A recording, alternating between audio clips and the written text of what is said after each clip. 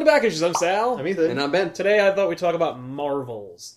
This is the, Marvel Kingdom Come. I've described it that way, but actually it's more like Kingdom Come is DC's Marvels, because Marvels came out 2 years before Kingdom Come. Oh. Yeah, 1994.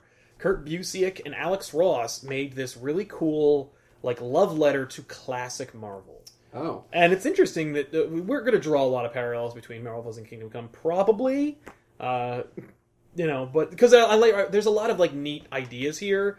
Because Kingdom Come is an alternate future story, right? It's like an Elseworlds, apocalyptic future. In fact, emphasis on the apocalyptic, showing us the negative impact of Image on the comic book industry. Wait, really? Yeah. Yeah. Oh yeah, no. Mark Waid was like, these ridiculous characters are so stupid, and they're hurting everything. The Savage Dragon and Youngblood and Wildcats and Deathblow and Blood Wolf and all of those blood-related characters, all those hemoglobin types. And so anyway, it's a reaction to the industry that Mark Waid was apocalyptically, prognosticating that it was going to come to an end. Mm-hmm. So where's Superman?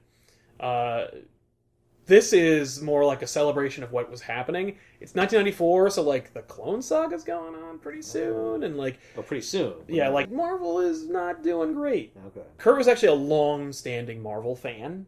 He was a huge fan who knew some of the creators and in fact lived in one of their houses for a while. He's the guy who's credited for coming up with the idea of bringing Jean Grey back to life after the Phoenix. He's the guy who was maybe Phoenix created a Jean Grey clone and walked around her body. But in the 70s that was a really good idea.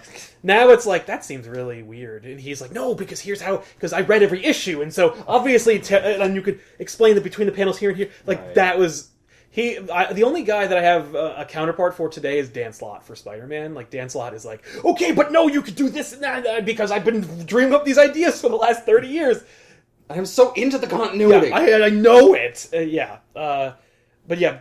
Busiek loves Marvel and has loved it forever, and so this is kind of a retelling of Marvel's history through the lens of a character he creates named Phil Sheldon. Here's another parallel with Kingdom Come, is that we see this fantastic world full of godlike creatures, which are referred to in this book as Marvels, through the eyes of an old man who is plucked from the masses. Is he a reverend? As in no, he's not. Phil Sheldon is just a regular American photographer. Okay. Oh, okay. Yeah. I thought he was a scientist at first. No. There are everybody's a scientist in Marvel, so you're not far off. But Phil is just a photographer. And the idea here is that Phil was there in 1939. And by the way that Marvels is written, it's written in the way that the books were all published. So, the book ends in 1974 with the death of Gwen Stacy. So, spoiler alert. Yeah, well, we know Gwen Stacy dies in 1974. But anyway, the idea being that he only tells this one window of time. And that's how everyone talks? Everyone is, yeah, well, it also, parallels the time period and such. So in the beginning, it's 1939, so World War II is still in full swing. Phil is going to he really wants to go to Europe to photograph the war because that's important and what's going on. Yeah. But the only jobs he can get are photographing weirdo scientists unveiling bullshit at the World's Fair. So a giant gamma bomb. Right. Well, you're not far off in that respect Bruce because Banner. he wouldn't even show up until the 60s, but in 1939 Phineas Horton, a scientist, invents what he thinks is going to be, it's basically his prelude to Vision. Not intentionally or anything, but the idea of creating a perfect man out of machinery. And the only problem is that whenever he comes in contact, the perfect man that Horton creates, comes in contact with oxygen, his skin bursts into flames. But it doesn't burn him, it's more like he is just a human torch. Okay. Yep.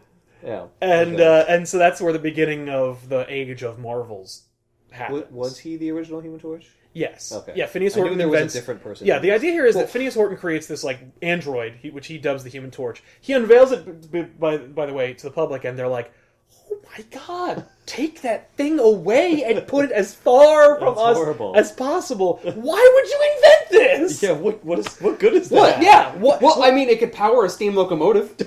Yeah, I mean, Yeah, like, you just well, by the way, climb in the no engine. one is, the lemonade, craftsman that Ben is here. No one's like, oh, well, we could take this man who's, I guess, made of infinite Perpetually energy and use it. He's also a robot, so he has no soul, but he does have a consciousness, so in essence, he earns a soul. But whatever. The point being, Oh, so he's not the Human Torch. well, no, yeah, that's the thing. He's He the looks robot like torch. yeah, he's a robo-torch, yeah. The bionic flame. Yeah, but he looks like a man, so they call him the Human Torch. Anyway, Horton buries him in concrete. Oh, Yeah. What? Couldn't that's how much they don't like him. That's how we much. just put him in water? That's how much. No, because he'll still. Yeah, because there's still oxygen in the water, and any oxygen that comes in contact with the skin will burn. Yeah. All right. Yeah, it's well, a mess. I mean, you could put him in a vacuum. He does put him in a vacuum. When he unveils him, he takes him out of the vacuum, and that's when he catches on fire. So put him back in the vacuum. It's so he really can hard. exist. That's really hard to maintain. You put him back in the vacuum. Yeah, get me a vacuum, but not like a cleaner, like a huge man-sized thing. Oh, God, he had one. Yes, he did. All right, fair enough. He could have just But put you him in gotta that. get him in it, and he's on fire all the time. Well, you just ask him to go in it. Just be like, look, I'm No, so sorry, he's still this was a following mistake. orders. He's not I still afraid. want to keep you alive and talk to you, so, like, go in this vacuum. Although I'll never be able to heal you because sound doesn't travel in a vacuum. No. Well, if he has artificial intelligence, I don't know. He might be like, why do you want me to go in? Well, the that's the vacuum? thing, and Instead, I'll bury you you- in concrete. well, what he does is he buries him in concrete, but like he can still hear through the concrete, but he only hears like Oh. muffled sounds. So he's like, and It's muffled cries. yeah, well, he hears like Buried alive. it's horrifying. So he hears the world going on outside, Okay. and it's like the myth of the guys in the cave who are trying to extrapolate what the world is like outside from shadows. Like he's trying Plato's to allegory. Of the yeah, cave? so he's Yeah. trying to figure out like what the world is like outside from what he hears over the decades that he's underground. Oh, so we get his perspective on the whole of history of being underground for okay. for like 20 years. Right. So like in the 40s, Namor shows up, and actually Namor attacks Earth or New York or whatever, and it's through that attack that actually like cracks the concrete and loosens the Human Torch onto the world, and the Human Torch battles Namor, and that's kind of like the first time that we see like a superhuman battle. Phil is Phil winds up like trying to photograph Namor's attack, and some debris hits him in the head and it blinds him in one eye. Oh. I know, it's rough. And Well, luckily he can still focus through the camera. yes, and it's more like he's a camera, you see, now because he only has one lens. In the 40s, Captain America's on the scene. He helps the Allies fight Hitler or whatever, Right. or whatever they were Whatever writing. it is that he does. Whatever they were writing back in like 1943 and 4. Around that time, Cap, of course, gets frozen in a block of ice. Bucky dies, etc., etc., and we lose, Cap. When Captain America is and during this time, the idea here is that like the Marvels are out, and like the Everyone's Pandora's coming out. Yeah, Pandora's box has been opened. It's not until the 60s that the Marvels truly like Came into their own. will like make it known that they're not going anywhere. In That's the 30s and 40s, it's like Namor, Cap, Human Torch. That's kind of it. Then in the 60s, that's when like the explosion happens, and we got like the Avengers with Well, like six or 'cause seven different. That's when they were invented by Stan Lee, right? Exactly. Yeah. Who's just sorry to interrupt? Who the hell is this guy? the This green fat guy? green man? That's the radioactive man. So when the Marvels come on the scene, when the Avengers appear, and actually shortly thereafter when the Marvels appear, the world isn't quite sure what to make of them. They're like, these guys with powers is like a robot man, which they think is Iron Man. They're like, for a while, they're like, oh, is he a robot man? Like, because we've seen Robot Man, and some of them catch on fucking fire, and it's terrifying. This one just seems to like want to help us. Giant Man, the Wasp, the Hulk, as you mentioned earlier. But it isn't until after Captain America is revived, which happens in the 60s, and joins the Avengers, that Phil is kind of like, okay, you know what? The Marvels are good. I just saw the old school X-Men. Yeah, well, the X-Men come on the scene around the exact same time. And that is a huge allegory in this book for the Civil Rights Movement. Rah. The Avengers come on, or the X-Men come on the scene, and immediately everyone is like, no. Uh-huh. That's too much, too fast. This is scary. Right.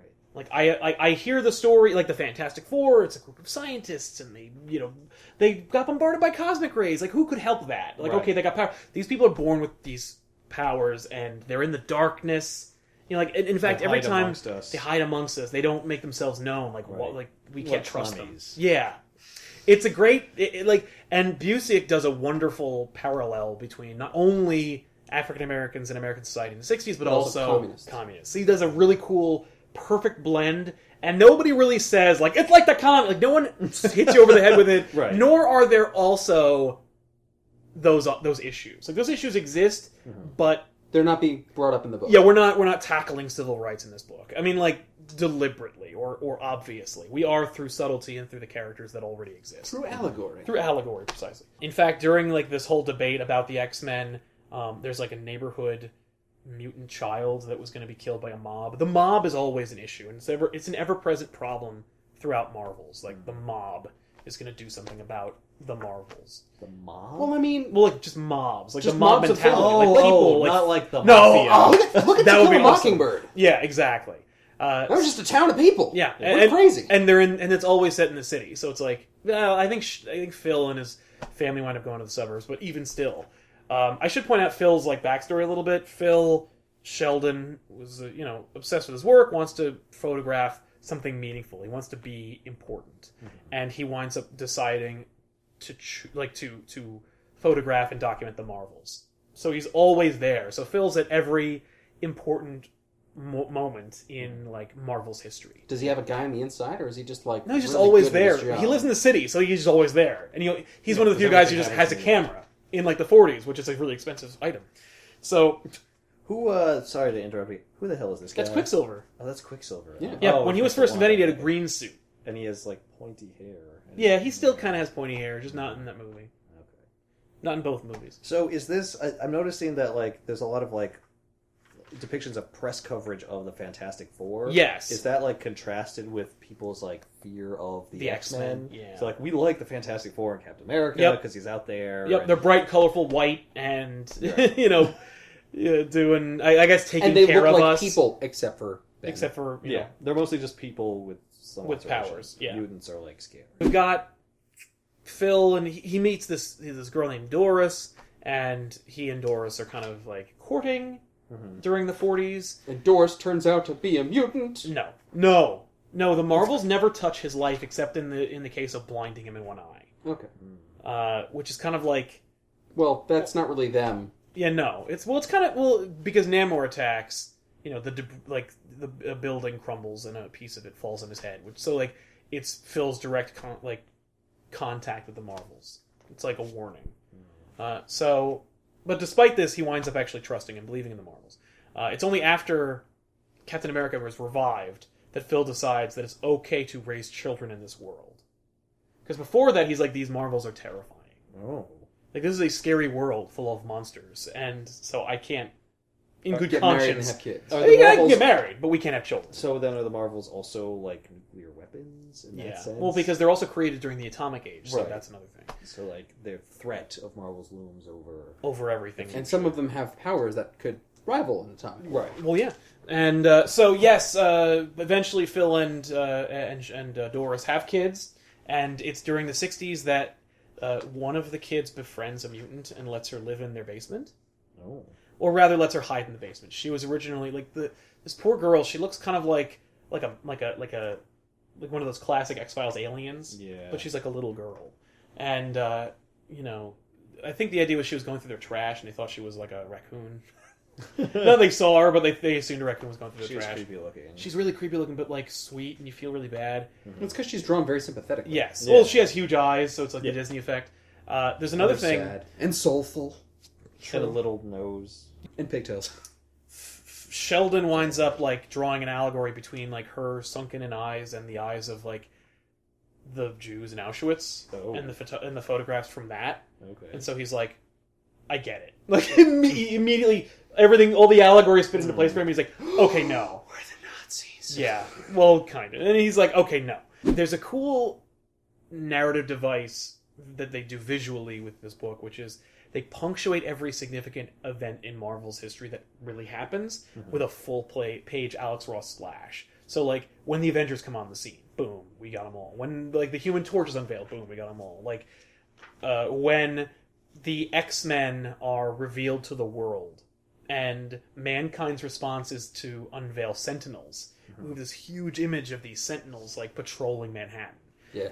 There's also this, like, ever-present thread, if you will, of Spider-Man, and him kind of being on the edge of the public's opinion of him is negative, mostly because of J. Jonah Jameson.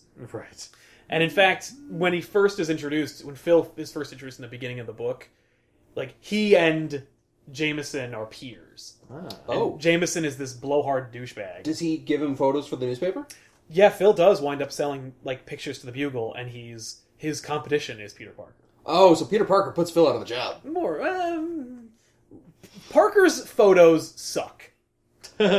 Because Parker's photos are a digital SLR, or an SLR on auto capture webbed to a corner on a building.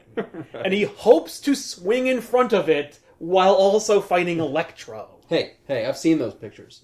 They're damn good. Yeah, well, it's funny, actually. Spider-Man winds up publishing a book called Webs, which are his best photos. Phil is collecting his powerful images for his book called Marvels. Okay. Which is like a timeline of the advent of Marvels to to when he decides to stop fucking taking pictures. Oh, so this is Phil's book. Yeah. Well, the cool one picture images are. Right. So yeah, there's a lot of, like, public hysteria about Spider-Man and whether he's good or not, and Phil believes in him because he believes in the Marvels. Okay. He's like, oh, these people are here to take care of us.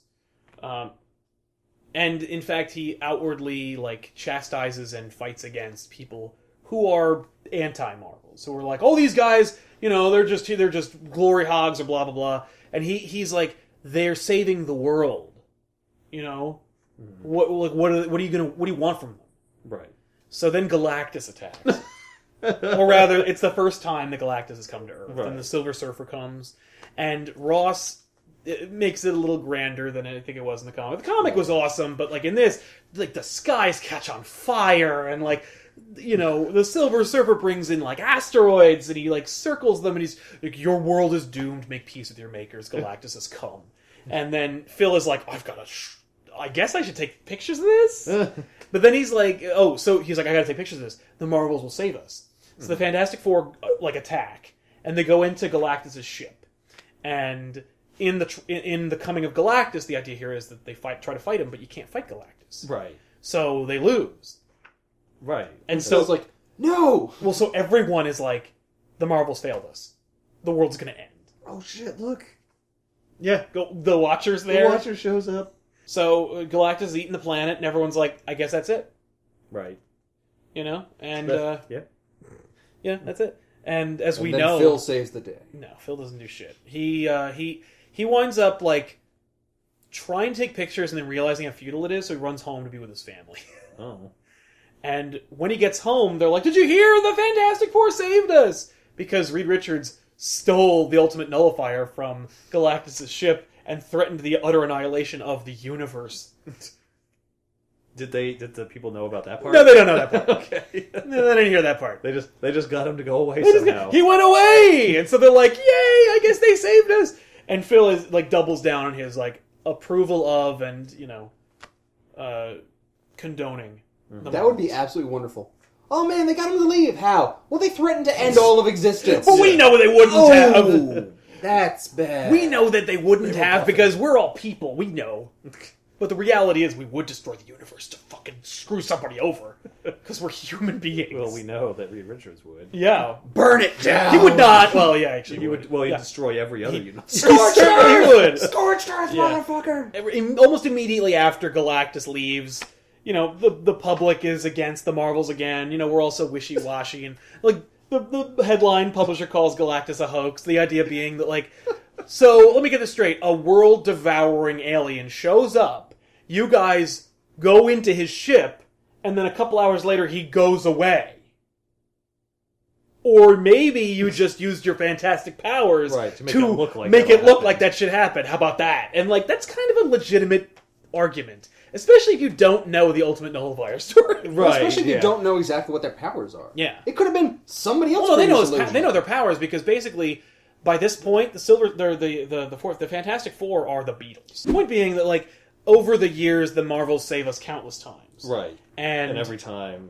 They don't get credit. Or they get some credit. People do, but some people. And then immediately there's backlash. And so then there's this whole story about how Spider-Man killed this police captain, George Stacy. Oh. And the idea here is that back in Spider-Man, Dr. Octopus and Spider-Man were fighting. They were on a roof. Dr. Octopus threw one of his tentacles at Spider-Man. It hit a chimney. It knocked some bricks down off of the building. It was going to fall on the little kid. George Stacy pushes the little kid out of the way, but gets crushed by the bricks. Right. Spider-Man picks up Stacy, brings him to the top of the roof for no reason to talk to him, I guess, or to try to figure out where to go from there. I guess the idea being, if I were to get into his head, the idea being I'll take him to the top of the roof and I'll swing him to the nearest hospital. No, that's maybe what he did. But the point being, he suspiciously takes his body and runs away. Okay. But narratively, it's so that Stacy can tell Spider-Man that he knows he's Peter Parker. He's like, I've always known, and I've kept you safe. Okay. And Spider-Man's like, ah, shit. So then, of course, immediately after that, Spider-Man's reputation is tarnished, and he's even more of a wanted outlaw. Right. And Sheldon is like, I've seen firsthand the Marvels are good. Spider-Man is one of them. I'm going to prove that he is. Oh. So he winds up getting the George Stacy file, and through it he winds up re-interviewing everyone who was involved, which includes Gwen Stacy. Mm-hmm. And so he and Gwen went up talking, and Gwen basically is one of those individuals that Ben's looking for because she's like, I believe in the Marvels too. Okay. They're good. They're doing good for us. By the way, she's not a natural blonde. No. What the hell is this? It's Atlantis attacking. Oh, Atlantis. Yeah, sometimes. Again? Yeah, sometimes Atlantis attacks. And, Gwen is like, wow, we're living in this crazy world. Isn't it amazing? And she has this, wide-eyed optimism that Sheldon needs, to galvanize his support for the Marvels. And then Gwen Stacy is captured by the Green Goblin. Oh, thank God. I was hoping it wasn't going to be and then she sees something in him and they bang, because that's apparently... Yeah, exactly. And then she fathers his children, who in turn become Spider-Man Goblin. No. She is captured by the Green Goblin and taken to the Brooklyn Bridge, and Spider-Man and he fight. And when they're fighting, Sheldon, runs over there to capture this moment, because he's like, it's another Atlantis attack, or it's another Galactus, it's another whatever. Right. And Spider-Man fails and she dies. Right. And it's in Spider-Man's failure that Sheldon loses all his respect and hope for the Marvels, because they failed this girl who believed in them so vehemently. It's a powerful message. I don't understand that. She was gonna, if Spider-Man hadn't been there, she would still be dead. Yes. Well, except, so Spider-Man wasn't perfect, and therefore the Marvels are bullshit. Yes. That's ridiculous. I know. It's a ridiculous That's mentality. my issue with him. But Sheldon is such a zealot about this. He's been so gung-ho about it. He is black and white. He finally found someone else, and then she's dead. He also put all of his hopes into this one guy. Right. And he could not possibly live up to them. Yeah, nobody could. Yeah. He should have put his hopes in Captain America. Nobody who's not literally God is infallible. No. This book is screw Spider-Man. Captain America is the one we should... Captain America is barely even a footnote in the book. The other thing about it is, Busiek is a huge Spider-Man fan. And also, knows his continuity. So when he does all this, he's like, it's ironic. When Sheldon goes, no, Spider-Man's good, it's ironic that he puts all his hope into this guy, because Spider-Man, to Busiek, to me, to a few other people, is the most human among the Marvels. It's almost like he doesn't even belong there. Right. And so it's that point when that guy Phil Sheldon decides to stop. Okay. 1974, it's the end of he declares, because he's been taking their photos for the last 3 decades, that it's the end of the Age of Marvels. It's a fantastic connection if you try and take that one step further and be like, all right, well, if he was the most human of us, really the problem with it is that he is human. We are what's we're wrong fallible. with the world. Yeah, exactly. I lose hope in humanity, not in the Marvels. Yeah. What he doesn't even understand is that the problem is that they're all deep. people. What is so him losing faith in the Marvels? Like, what is that saying about? It's Is that about I comic think- readers? I'm sorry, you closed the book. Is that it? Well, no. Don't lose that Okay, point because it's really awesome. At the end, he retires. He publishes his book. It sells like gangbusters, and he resents it. Yeah. And finally, he's like, "I'm not even going to take pictures anymore. I want one last photo, and it's of me and my family." Mm-hmm. And there's a little boy like riding a bicycle like nearby, and he's like, "And this regular, normal neighborhood boy." Uh-huh. And so, like, they take a photo of like him and his family and this regular little boy named Danny Ketch, who will eventually become the '90s Ghost Rider. What? That's who's in the very end of the book. The is last Ghost Rider. Ghost Rider. But not even the original Ghost Rider. The '90s Ghost Rider. That's a weird way to end it. Yeah. That's a weird way to end it. And so Ghost Rider. it's a really weird Well, mentality it's his for way of him. saying like, Phil Sheldon's a fucking idiot. Because he's like, no, well, I only believe in regular, everyday people. Like this boy here. This boy here who will eventually sell his soul to the devil and his head will explode into fiery skull. And he'll ride a silly motorcycle made of God fire. damn it, I was wrong again! Yeah, exactly. It's like, no, Phil, that's the whole fucking point. You're in an age of Marvels now. You Right. can't put the genie back in the bottle. Right. Like, Spider-Man was the beginning. Like, we're all Marvels. Yeah. This book is a goddamn downer. Oh yeah, no, it's a huge down. So I'm sorry. So I wanted to bring that up because you made a good point, and I thought that it also helped echo it a little bit. Yeah, so the question being like, what's the point? What is the point? What is Phil's like arc supposed to represent? I think Phil's arc is in many ways it's comic readers. It's like ushering in the modern age of comics. Like Busiek, I think, is saying that the modern age of comics begins with the death of Gwen Stacy. When superhero comics, at least in Marvel, stop being about big cool guys in flashy costumes saving the day and starts being about people. Okay. Like it's okay for the hero to fail because they're us. Right. They become a little bit less like ideal, A little less more like godlike and iconic, which is a hilarious inverse to Kingdom Come, where They are gods. well, where all we want is for the gods to come back and save us, and then indeed they do. Right. And at the end, the gods say, maybe we were a little too high up on you, but we're still gonna be here and do that. Like, there's no, this is closer to humanity than Kingdom Come. I'm not saying it's better than Kingdom Come. I think Kingdom Come's a better book. I was going to say that. Kingdom Come is heads and shoulders ahead. Narratively speaking, graphically speaking, Ross's art. Plot-wise. Yeah. In only 2 years, Ross's art gets a you million can times tell better. like this is the same guy, but it's not. It's not quite there. Yeah. And they would do sequels to Marvels, which I think is also a joke. What? Oh, yeah. Sequels? Yeah. That's weird. Which Ross would not come back to do. Yeah. Okay. Busiek would write, and I feel like Busiek wanted to. I think it doesn't hurt Marvels to have sequels, but I think that's the whole point of the ending of Marvels, is that, it doesn't end. If you did a sequel to Kingdom Come, which they did, you would damage the original source material. Because it works so perfectly on its own. They did a sequel to Kingdom Come? Multiple sequels to Kingdom Come. And then eventually they, pulled them in to, the really... Yeah, no. Don't even... Yeah. All right. Don't pursue it. Don't look for it. No. But going off of that, and, Yeah. and coming back to the story, basically we're saying, Marvels are fantastic, except for the fact that they can fail, and then we lose all hope in them, and it's just screw them. That's the well, art. at least yeah. some people do. At least this one-eyed guy who, But is there so at that time? But he's our protagonist for the whole Yeah. story. yeah, Yeah. but he doesn't necessarily have to be a sympathetic character or someone that we. Nor do we have to agree with him, yeah. He could represent people in comics that Busiek thinks are Fickle and... Yeah, or I don't know. Was there a lot of complaints at this time about how comic book characters aren't heroes anymore? I think I would not be surprised there were a lot of get-off-my-lawners who were, Right. shaking their fists and railing against Spider-Man. Right. Being he should have saved Gwen Stacy. Oh, yeah. Oh, that was a really, really controversial... I mean, we read the Clone Saga, which is a direct, reaction to the public outcry of the death of Gwen Stacy. It was an attempted retcon of that story. Yeah.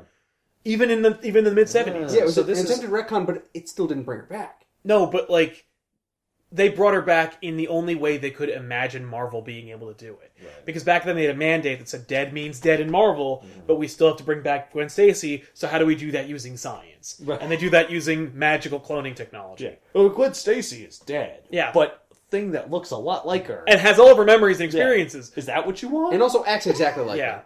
Yeah. There you go.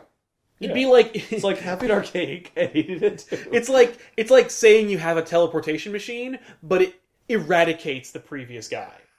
No, but there's one of you over there. You see, you get into the machine, and then it recreates you with all your memories and experiences and body over there, and then this guy is eradicated. Well, but what if I'm that guy? Oh, then you're Well, that sucks dead. for you. That's like But the no. Prestige. Yeah, It's like, but you're not dead. No, you're not dead. You're over there. Yeah. You have but all no, your but my memories. consciousness is dead. Yeah. No, your consciousness lives on. it's in, you. That one won't know any different. No, you've created a second consciousness. Yeah, no, but I'm that dead. One, that one thinks it's you.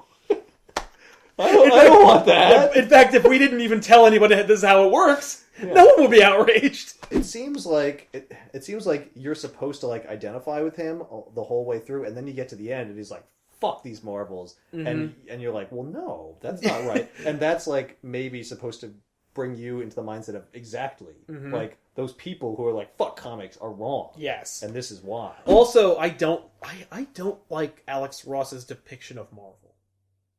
You mean just in general the style? In general, the style. Like, I just don't like it as much. Which is funny because Ross is drawing and painting all of the Secret Wars covers. Oh, Yeah. and you don't like them? I'm not a fan. I just didn't like. I will say Doom looks freaking weird there. Well, yeah, because it's like a metal suit. Yeah. You know, like it's easy to draw Superman. Does Doom show up in this book at all? I saw his No. picture on a newspaper. Yeah, clipping, no. like Dr. Doom. Like, Yeah, Doctor Doom never really does anything that important enough to warrant his appearance in That's too Marvel. bad. I would have thought you'd see. We saw Galactus. We saw. We saw Silver Surfer. We saw Green Namor. Goblin, we saw Namor. I would have thought Doom would have been in there. Yeah, as we well, even see but- a little bit of Green Goblin. Yeah. I also noticed Hulk was referenced a couple times, but you never really see it. No, and in fact, like Hulk is a rampaging, mindless monster, and should be like a great touchstone for this book. Like there should be something in there about one day they're fighting him in the streets. The other days he's on their team. Yeah. Like what the crap is that? You can't even tell what he's gonna do. Yeah, He's like exactly. an And sometimes they'll be unpredictable fighting, force of and then like a villain they're fighting who could like use mind powers will turn him against them. Like, what kind of judgment is that? And it's like, good point. they're fallible.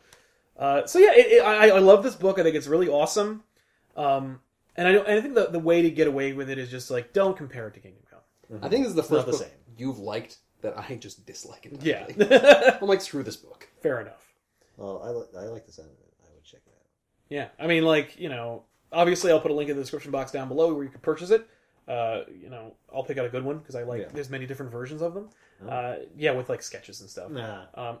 And I love this quote: "Marvel's is a giant leap forward in the evolution of illustrated literature." Like, no shit. You wrote all of this book. Like, You allowed it to come into you being. created every moment in this book. But yeah, it's cool. You know what else is not referenced here that I saw? What's that? Secret Wars. Yeah, no. Well, you know why it's not referenced? Because it's a secret. Also, because it takes years, like 10 years later Oh, after this book. Yeah, no. Okay. If they had, That's right. no, it ends in That's right. 75. If it kept going, Right. that would be a nightmare. Oh my god! Like the Central Park fight against Onslaught with like the Fantastic Four with their new costumes that were only invented for that one event. No. Or the Avengers also fight Onslaught, and like the Wasp was turned into an actual Wasp woman for that one event. Ooh. Yeah, like that'd be amazing. And Ross would be like, I don't even know what to do here. Like, What am I I don't drawing? even know what this is supposed to be. exactly. There are too many people in this book. What do you mean? There's a lot of people. Well, it's all about people. It's about It's Exactly, about but humanity. It's mostly about Sheldon's interaction yeah. interaction with other people while he observes. Yes. Yeah. Yeah, we have a passive protagonist. Yeah. That's why it's not about like superheroes. It's about like our reactions to superheroes, which I think is like a big point of difference between DC and Marvel. That's a shitty comic book. Reading a comic book of our reactions to heroes sucks. Well, it's very. I want to see the heroes. It's very much and like react. it's myself. very much like for people who are steeped in the continuity of comic books. And that's who Busiek is. Also, like, you could buy all the books that are referenced in this and read them from the perspective of the Marvels and enjoy them. Right. Because the way you say, like, you already have all that. You already have them! Those books already exist. They're written. I'm doing something different. Yeah, it's literally the same thing, but from another perspective. Busiek is like, Busiek also makes no attempt to retell them. For him, they're already perfect. Like, if you want to see the Fantastic Four fight Galactus and outwit him, like, that's there. Lee wrote it. Just go buy it. You know, but if you want to see some jaded old man's opinion of what that means to people, you know, then buy my book. You know what this reminds me of, which I haven't read either, What's but that? the way you described it reminds me, the Civil War, like Frontline? Frontline. Yes. Civil War Frontline, yeah. It's like Civil War and then like this is Frontline is like the whole like subtext of the whole thing. But also I just meant from the perspective of it's told from like a it's told from reporter's perspective. Yes. I think it's Ben Urich who's the writer. Oh. I always thought when I had seen Marvels as a child in 1994, I always assumed it was about Ben Urich. That Ben Urich was the protagonist, and he was like, because he's a reporter who writes, who's like qualified to remark on these, these significant historical events. Marvels. It's a divisive book, a really really cool. Literally 20 years. It's clearly divisive. Ben hates it. We have a civil war on the couch right now. But it's an awesome book. I'd say, awesome in as much as, it's either really good or very interesting to look at. And so as such, I think it works. You should definitely at least check it out, if nothing else, just to form your own opinion. Let us know in the comment section down below. Do you like Marvels? Which side of the camp? Whose side are you on? It's like a resurgence of our Civil War episode. But whose side are you on? And why? And please keep it civil, of course, in the comment section down below. We'll see you guys next time on another episode of Back Issues. I'm Sal. I'm Ethan. And I'm Ben. Goodbye. Yeah. I fucked it up right at the end. You know what? I'm going to leave it too. And so it might be Kurt Busiek or Busiek. I have no idea how to pronounce this poor man's name. He's so awesome, and I can't do it. Busiek sounds I right. think it's Busiek, but I've never heard that name in my life. So, whatever. Maybe it's Busiek. It could be that, actually. Or Chic. Yeah, it could be Busiek. Anyway, I'm sorry, Kurt.